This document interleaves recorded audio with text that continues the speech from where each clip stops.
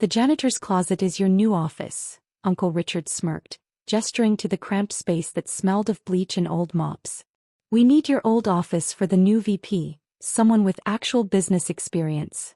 I stood in the doorway of Sterling Industries headquarters, the company my grandfather had built from nothing, watching my uncle's latest attempt to drive me out. At 32, I was the youngest Sterling in the company and, according to Uncle Richard, the least qualified. Of course, I replied calmly, setting my laptop bag down among the cleaning supplies.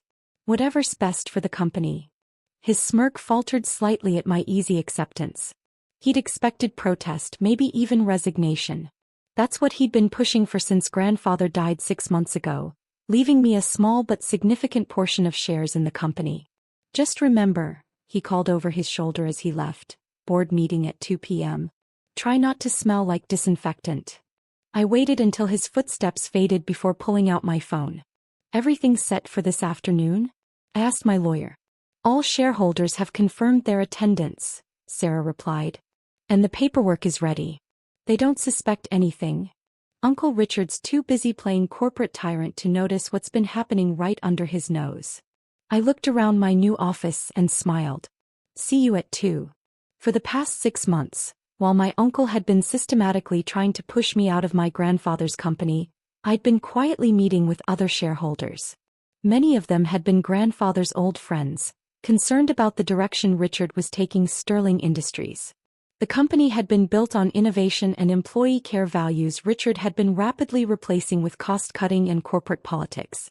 Profits were up in the short term, but morale was at an all-time low. Your grandfather would be rolling in his grave, Mrs. Chin, one of our longest-serving board members, had told me during a private dinner. Richard's destroying everything Henry built. That conversation had sparked an idea. While Richard was busy moving me from department to department, giving me increasingly humiliating assignments, I was building alliances. Every shareholder meeting, every company event, every chance encounter, I used them all. Most importantly, I listened. To the employees Richard ignored, to the clients he took for granted, to the board members he dismissed as old guard. And I planned. The proxy votes had been gathering quietly in my lawyer's office. The support had been building behind closed doors. And Richard, so convinced of his own power, had never noticed. I spent the morning in my office, listening to the whispers and laughter from passing employees. A few stopped to offer sympathetic glances, but most hurried past, afraid of being associated with the Sterling black sheep. At 1:55 p.m., I changed into a fresh suit I'd hidden behind a mop bucket. At 1:58, I checked the final confirmation from Sarah. All votes were in place. At 2 p.m. sharp, I walked into the boardroom. Richard sat at the head of the table, already launching into his quarterly presentation about cost-cutting measures and streamlining operations. As you can see, he gestured to a chart showing short-term profit increases. My leadership has brought Sterling Industries into the modern era. Excuse me, Richard, Mrs. Chin interrupted, standing up. Before we continue, there's a matter of leadership we need to address. Richard's face darkened. The leadership of this company is not up for discussion. Actually, I stepped forward. According to company bylaws and shareholder voting rights, it is. The room grew very quiet as Sarah began distributing documents to the board members. Richard's face shifted from confusion to anger as he read the first page. What is this? He demanded. A record of proxy votes and shareholder agreements, I replied calmly, along with a detailed proposal for returning Sterling Industries to its founding principles of innovation and employee value. This is ridiculous. You can't possibly have enough shares? I smiled.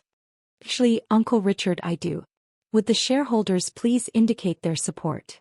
One by one, the board members stood. Mr. Patterson, Dr. Wong.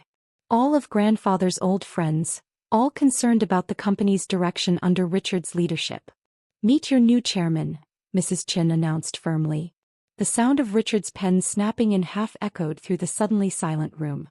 Richard stared at his broken pen, ink staining his expensive shirt cuff, as the reality of the situation sank in. This is impossible, he sputtered. The shareholders would never. The shareholders, Mrs. Chin interrupted, have been watching. 6 months of declining product quality, employee exodus and short-sighted profit grabs. Henry Sterling built this company on innovation and integrity. You've turned it into a corporate slash-and-burn operation. I remained standing, calm in the face of my uncle's growing rage. The votes are clear, Uncle Richard. Effective immediately, I assumed the position of chairman and CEO of Sterling Industries. You, he laughed bitterly.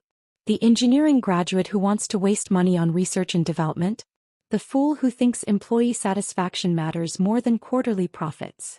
Yes, I replied simply.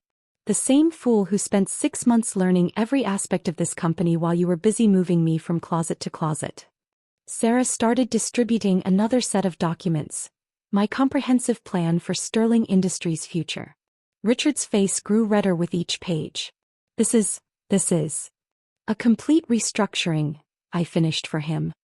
Prioritizing sustainable growth over short-term gains. Reinvesting in R&D. Establishing an employee profit-sharing program. Everything grandfather believed in. Your grandfather, Richard spat, was an idealistic old man who got lucky. The room went deadly quiet. Several board members who had known my grandfather for decades stared at Richard in shock. No, I said quietly, my voice carrying in the silence. He was a visionary who understood that true success comes from building something lasting, not just pumping up stock prices for quick profits. I moved to the head of the table, my grandfather's old seat, which Richard had so eagerly claimed. Mr. Harrison, I addressed our HR director. Please escort Richard to his office to collect his personal belongings. His resignation letter is being processed as we speak. Resignation? Richard stood so quickly his chair toppled. I'm not resigning. Actually, Sarah stepped forward. According to Section 7.3 of your contract, the board has the authority to require your resignation upon a vote of no confidence.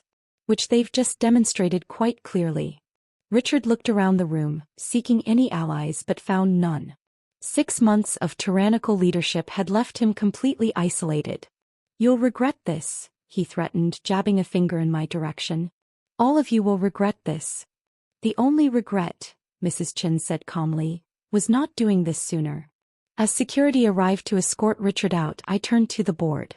Now, shall we discuss the future of Sterling Industries?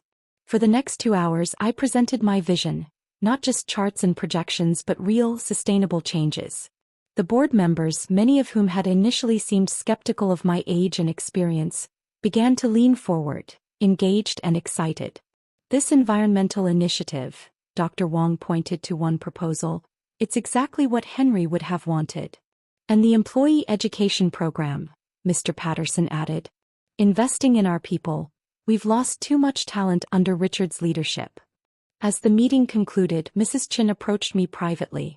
That janitor's closet, she said with a slight smile. You never complained, never fought back. Why? I thought about the conversations I'd overheard in that closet, the employees who'd felt safe enough to share their frustrations when they thought no one important was listening. Sometimes, I replied, the best view of a company comes from the bottom, not the top. 3 months after the boardroom coup, I stood in Sterling Industries' main lobby, watching the installation of our new mission statement, Innovation with Integrity, Building Tomorrow Together. Below it hung a portrait of my grandfather, restored to its rightful place after Richard had relegated it to storage. Quarterly reports are in, Sarah announced, joining me with a tablet in hand. Want the good news or the better news? Both, I smiled, already knowing what they'd show. Employee retention is up 60%. The new profit-sharing program has boosted productivity across all departments. And that environmental technology initiative you pushed through? 3 major corporations want to license it. I nodded, thinking about the changes we'd implemented. The janitor's closet that had been my office was now a suggestion box room, where employees could anonymously submit ideas and concerns. Several of our best innovations had come from those submissions. Mr. Sterling? A nervous voice interrupted my thoughts. Jenny from accounting stood there, clutching a folder. About the Education Assistance Program. Your master's degree application? Approved this morning. I smiled as her face lit up. Sterling Industries invests in its people, Jenny. That's what my grandfather believed, and that's what we believe now. As she hurried away excitedly, Mrs. Chin approached. The board just finished reviewing the 5-year projection. I haven't seen them this enthusiastic since your grandfather's days. Speaking of enthusiasm, I gestured to the R&D department, where teams were gathered around project boards, engaged in animated discussions. Quite different from 3 months ago, when Richard had them churning out minor updates to existing products. She shook her head. Innovation can't thrive in fear. We walked through the offices and I noticed something that would have been unthinkable under Richard's leadership. People were smiling, collaborating, excited about their work. Oh, Sarah caught up with us. You'll never guess who sent in a job application. She handed me a resume and I couldn't help but laugh. Richard's son, Thomas, who'd always followed his father's corporate raider mentality, was applying for an entry-level position. He included quite a humble cover letter, Sarah added. Apparently, seeing our recent success made him rethink his father's approach to business. Schedule an interview, I decided. Everyone deserves a chance to learn a better way. Later that afternoon I had one more surprise visit.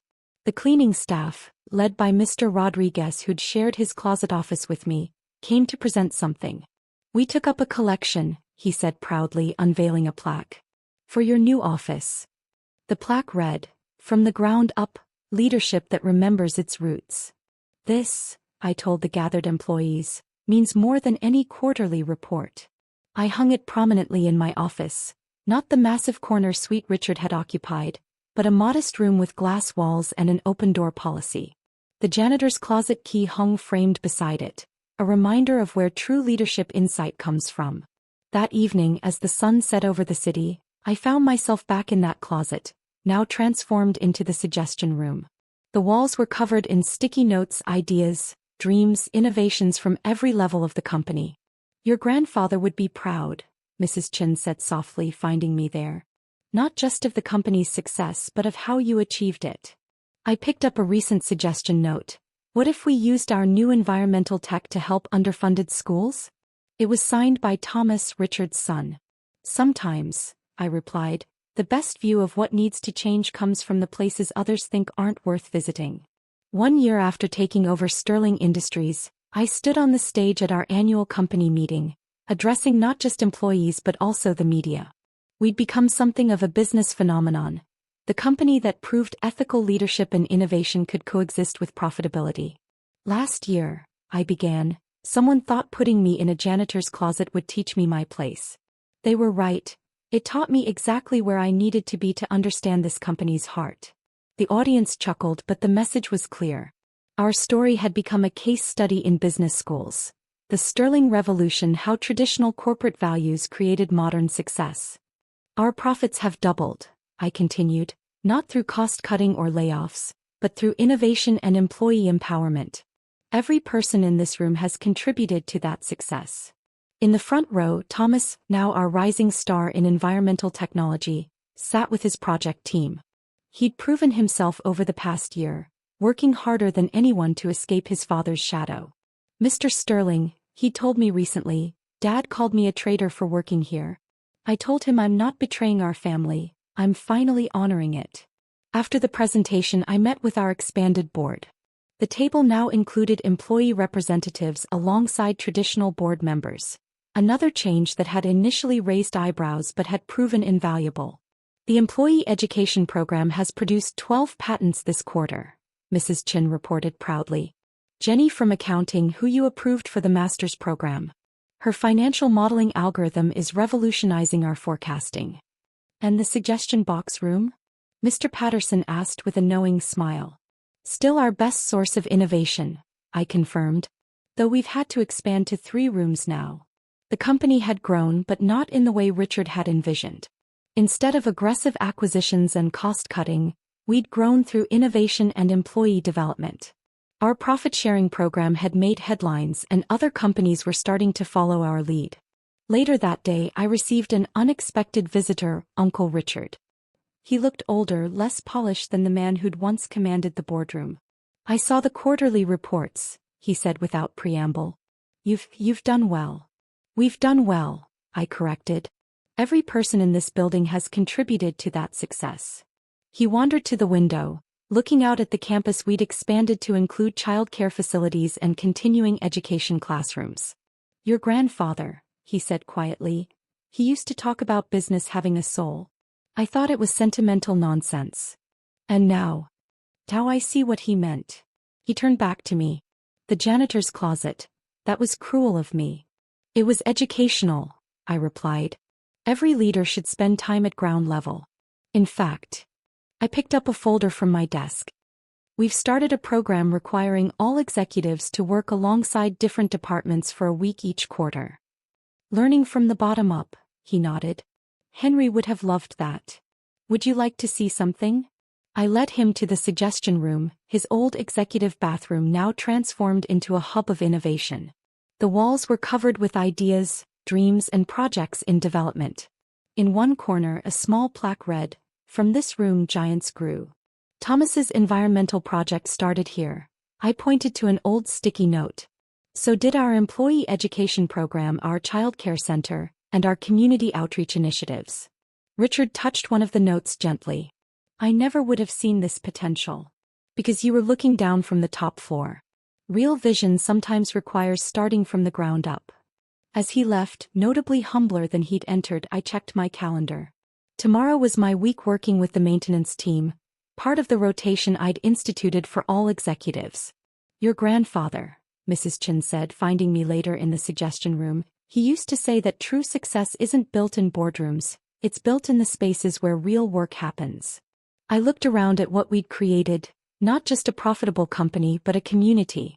Every suggestion note, every innovative idea, every success story had started here, in spaces Richard had thought beneath him. You know what the best part is? I asked her. What's that? We still keep the mops in the executive washroom. Just to remind everyone where our best ideas came from. Because sometimes the greatest success stories don't start in corner offices or boardrooms. Sometimes they start in janitors' closets, with leaders who understand that the view from the bottom shows you exactly how to reach the top.